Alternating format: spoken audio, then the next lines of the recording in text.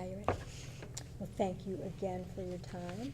And My pleasure. we truly appreciate your agreeing to meet with us and participating in everything, and we applaud your decision to run again for City Council. Thank you.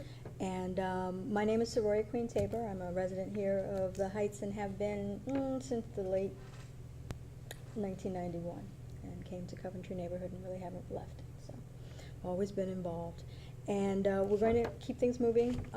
We believe that a strong democratic community requires both citizen leadership and strong city government.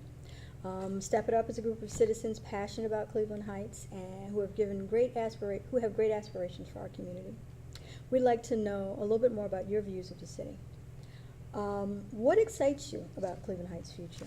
What more could Cleveland Heights do to make our community one of the best suburbs in the nation?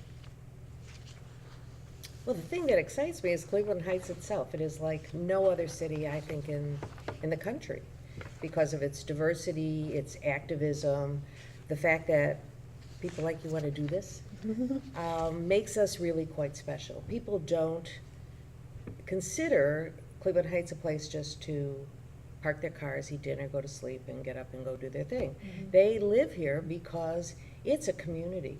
It's really, as I said in my written thing, it's really home, and they want to take care of their home. They want to participate in it, and it is what makes it fun to be here, and it is what makes it a challenge. Everybody has an opinion. Everybody wants to give it, and I try really hard to listen to those opinions and see how we can integrate them. But it is what makes Cleveland Heights exciting. And actually, when I was out getting signatures for my petitions, and I have already filed, I asked someone, it's a standard little line, do you live in Cleveland Heights? Are you a registered voter? I asked someone, do you live in Cleveland Heights? And she said, where else would one want to live? And that is how it is. So That's very appropriate. So that's how I'm excited about Cleveland Heights. And we all are that excited, but we do have a bit of a reality check. You know, our city does have many problems. And we have a quote from one of our members. They quote, "My house was broken into 5 times. Well, my house is broken into, and there are 5 vacant houses on my street, and they are the site of vandalism and squatters. My property value has gone down dramatically, and a number of nearby storefronts are empty. I pay high taxes for a street with more potholes and diminished services. Why should she stay?" Oh, she must be very frustrated. And I'm sorry to hear that. Why should she stay? Because there's hope. And we are looking at all of the challenges. This economic crisis was in some ways a surprise, but in some ways we were beginning to get prepared for it. About a year ago now, that we began to look at what was happening in our budget, what was happening for income. So we saw that it was coming. And the foreclosed houses are one of the biggest challenges. Home maintenance, what happens.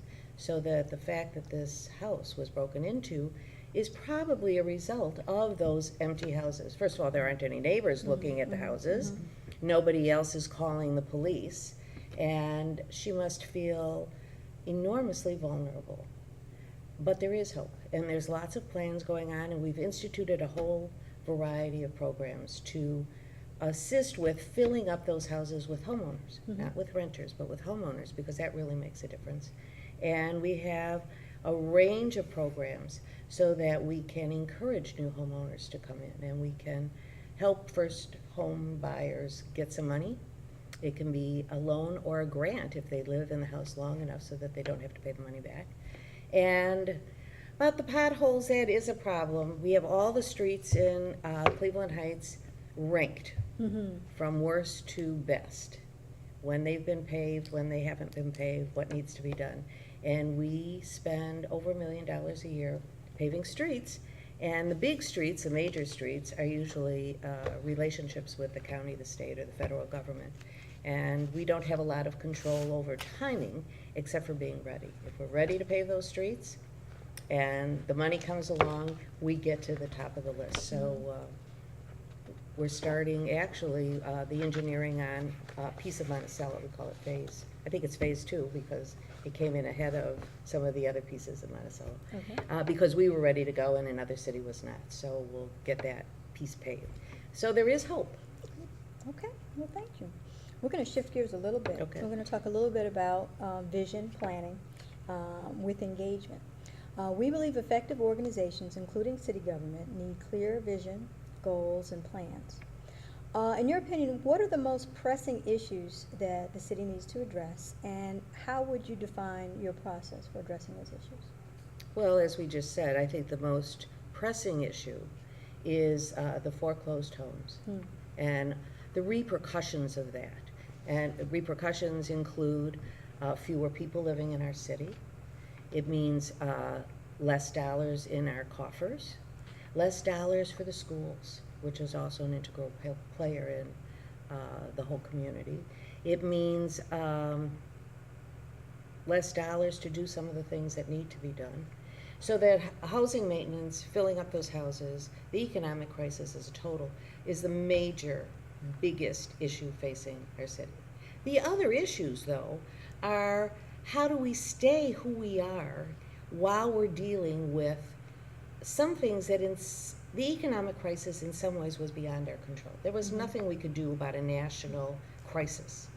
How we react to it, to some extent, is in our control, so that we can stay financially viable, so that we can stay ahead of the game, be prepared with a vision for when the crisis begins to abate and people are starting to work again and pay more income taxes, then we can begin to do more for the city. So it's a matter of being ready. And a vision is part of that. If you want to talk more about vision, there's a whole process about that. And actually, the Planning Commission is beginning to do a strategic plan, and they're building on, there was a strategic plan done in 1988. There was another one done in 1993, and I was on the Planning Commission at the time. And a lot of things happened out of that vision. And then in 1997, we also looked at the vision again. And since 1997, believe it or not, there's been a huge amount of economic development in the city. There's been 70 major projects. There's been more than $320 million invested in the city since 1997. And we forget about what some of them are. Kaiser, all of Severance, Zagaras, 320, was it 320? I wrote it down so that I wouldn't remember. It's a huge number of how many new, over 300 new housing units, mostly condos like that. And that's all part of economic development. But now it's time to look again in the Planning Commission where it is appropriate for them to do it. We'll do that. And of course, let's not forget the visioning project that happened in 2000 and 2001, which came up with all kinds of things, one of which was art. And we have instituted most of the suggestions that were in the visioning project. And I love that art. Have you seen the poles in front of the library? Oh my goodness, they just blew me away when I saw them yesterday. Yeah, they're fabulous. Well, you know, in that vein, what would you do to build community support for a vision?